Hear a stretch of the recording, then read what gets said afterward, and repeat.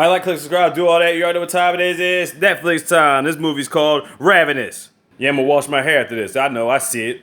As a zombie plague ravages their rural Quebec town, as scrappy bandit survivors join forces to flee the infected hordes and this quiet thriller.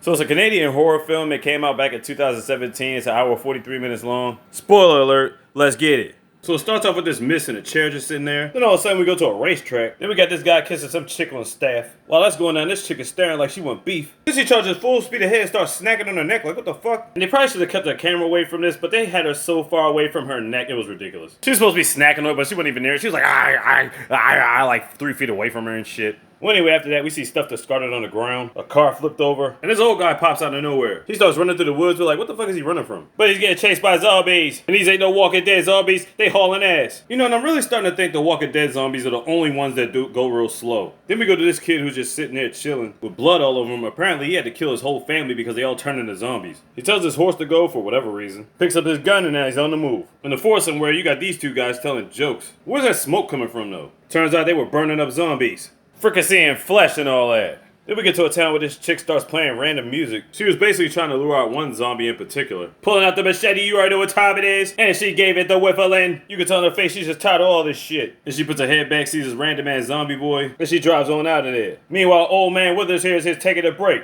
Then we got these niggas driving. He tells them to pull over, he spotted something. Now whether he thinks they're zombies or not, what's the point in pulling over? Just keep going. And they're just standing there. They ain't giving him any indication they rolling with you. But instead of getting his goofy ass back in the truck, he goes deeper into the forest. He finds a little boy up in a tree, and he turns around and she's right there. Yeah, your man's done fucked himself. Yeah, he killed her, but he got bit. You damn dummy. What was the point in all this? Now run your goofy ass back in the car because they rolling deep. Meanwhile, the boy runs into the old man and they team up. After they drive and get away, he rides in the backseat with his man. He tells him another lame-ass joke, because that's what they do, they tell jokes. But it's going to be the last joke his best friend ever hears, because he's a damn dummy. Then we see Shorty make it to this town. She was about to get some gas, and this lady pops out like, hey, what the fuck you doing? She was like, my bad, I didn't think anybody was left alive in this town. So they strip her down, make sure she ain't bit. Then they give her a beer. She's like, y'all the first people I've seen in line in weeks. Then my man gets back to his campsite. He's like, what's good? Where's Virgil? He's like, yeah, he in the back, man. He's like, I know you ain't gonna do it. Give me that axe. And you already know I don't know what to do. Chopped him up and discarded him. Done deal. They were saying maybe Virgil wanted to atone for his sins because he had to kill his entire family too. What was the purpose of him sacrificing himself just because he saw the girl and thought he knew her for some reason? Well, anyway, my man got some girl tied up in there. Apparently she got bit by a dog, so she wanted to be tied up. So he goes in and talks to her. But really, she just needed a place to be safe. She told him about the dog bite so that way he wouldn't just see her as a freeloader or anything like that. And as our man's checking the perimeter, a zombie gets him out of nowhere. So he unties Shorty, tell her like, yeah, we gotta get the fuck out of here. And then the zombie jumps on the windshield. Alright man, let's get the fuck out of here. She's got this accordion she carries around. Why? I have no idea. As they're burning up another body, he tells a lame joke. But she doesn't really get his sense of humor. Then they're driving back on the road again. And then this guy pops up. It's probably the funniest guy of the whole movie. He just pops up scaring people for no reason. So in his mind, he thinks he's still on a mission. And he thinks killing zombies is more like a scavenger hunt.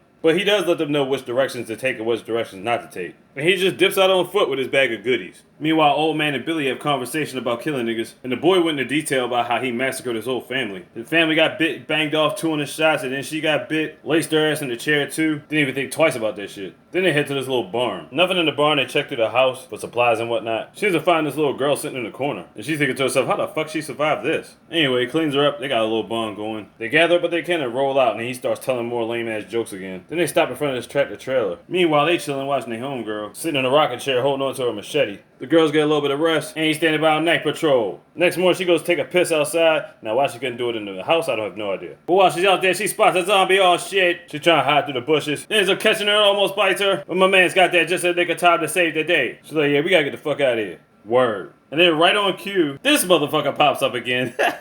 He tells him about the road up ahead. He says, don't waste your time trying to go to the city. Because it's even worse up there. Your best bet is to stay where you at. So they're on the road driving. They stop by this one cabin. But behind the walls of it, there's a bunch of them niggas. They all got a bunch of stuff stacked up. It's like all different types of appliances. Look like some Wicker Man shit. I know they're looking for food and can't find any right now. But my thing is, why is that so important to them? Like, are they trying to remember when they were human or something? Or do they still retain some of their human qualities? I still haven't figured this shit out yet. Bottom line, one of them spots him. Yep, time for you to get the fuck out of there. Yeah, get in the car and get the fuck out. But they don't even bother chasing them, and I'm thinking to myself, well, why are they standing still? Does that have something to do with that Wicker Man piece they got set up in the backyard? Like, so it's like they got the wherewithal if they want to chase somebody or not, you know what I'm saying? That's why I'm like, do they still have a bit of their human self inside of them or something? Then we hear these motherfuckers screaming for like 5 minutes on end. I'm like, okay. Yeah, it's like, alright, we get it. Next scene, goddammit. No, seriously, that shit goes on for 5 minutes. I'm like, come on. Old man and the boy still doing what they do. Then the crew drives on over. It turns out he knows these ladies. And they all trying to come up with strategies to stay alive. And at this point, they ain't got but so much food left. So they could be alert. They set up a bunch of mouse traps near the area. So that way, if they hear any zombies coming. The old lady's looking for some more extra supplies. They try to get some sleep. He tells another lame ass joke. Next, she wakes up and sees he's not laying there. She goes downstairs to see they all having a meeting. Now, he trusts her, but everybody else is still cautious because she did get bit by a dog or whatever. But all that shit's broken up when they hear something outside. And it's much more suspense when something happens because you don't hear any music. Just that chilling atmosphere like some shit about to jump off. Like, you hear the mouse traps going off, you're like, oh shit. Everybody gets their stuff together, they get the hell up out of there. But they had a small amount of time to get in the cars. Why the fuck are they running? They end up running through the damn forest, almost getting themselves killed, but they make it throughout the night. She's so glad to see her new boo. Then as they're walking through the creek, they roll past the old man and the boy and they go about their business. Then the lady's teaching her how to use a gun. As they start walking again, my man jumps out trying to scare people again. She gets scared again and turns around and shoots his ass. I mean, dude, that's kind of what you get. You keep jumping out scaring niggas around this fucking zombie apocalypse. He tells her don't feel bad, he was bitten anyway. She's like, yeah, you too trigger happy, give me that shit.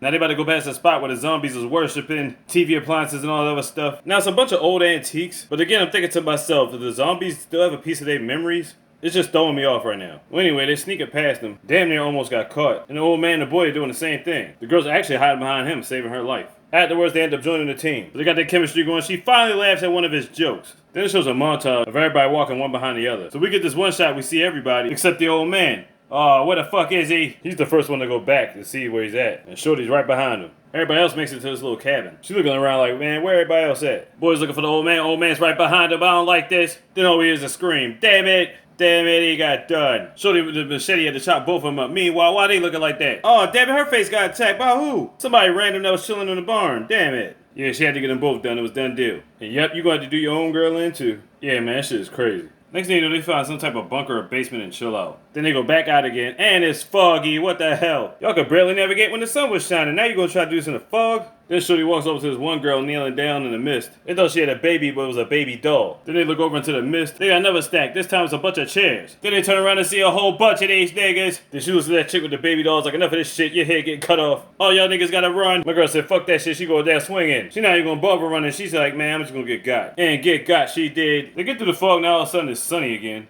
He tells her to take the girl, he's gonna go in the cabin, y'all go in the tunnel. And he starts yelling to make sure that they follow him. Shorty with the machete did everything she could. She was battling a bunch of them niggas, but eventually she came to it, and now she part of them niggas. I don't know where this other blood is coming from. It might be coming from the girl with the blue t-shirt on. And then we see the stack of chairs again. And the little girl's in the tunnel kind of cover her ears, putting herself in another zone. And there's one's right in her face. It's like, oh shit, she's pretty much done. Shorty comes back, starts playing the accordion to get her attention, and it turns around and follows, and so there's a couple more. Bottom line, after all that, she's the only one left. She went in the bunker, found our man's bit with a gun pointed at his face. He gives her one last goofy joke. He gives her the smile one last time. Then you see her leaving out and she's carrying a gun. You know she had to do what she had to do. And as she's walking amongst the fields, she sees the accordion. We can safely assume she's done deal too. Then she's passing by there, she sees a mountain full of toys. Are there gonna be a bunch of kid zombies in the area or something? Gotta be some type of symbolism, nigga. Well, anyway, she's walking on the road, and this guy pops up from the beginning of the movie. Apparently, he's still alive. So he drives off with her, and that's the end of the movie. My only question is, what do the hills represent? The amount of people that have put that stuff there to let them know, like, yeah, this is how many we got in the squad? Is there some type of symbolism to let you know that they still have some type of memory they retained? I still haven't figured that out yet. Ravenous on Netflix. Check it out. Like, click, subscribe, do all that. You're on the top of this. Like, these, y'all, easy, Mr. Sissy, ha, ha, ha, ha, ha, ha, big. You the goddamn slogan.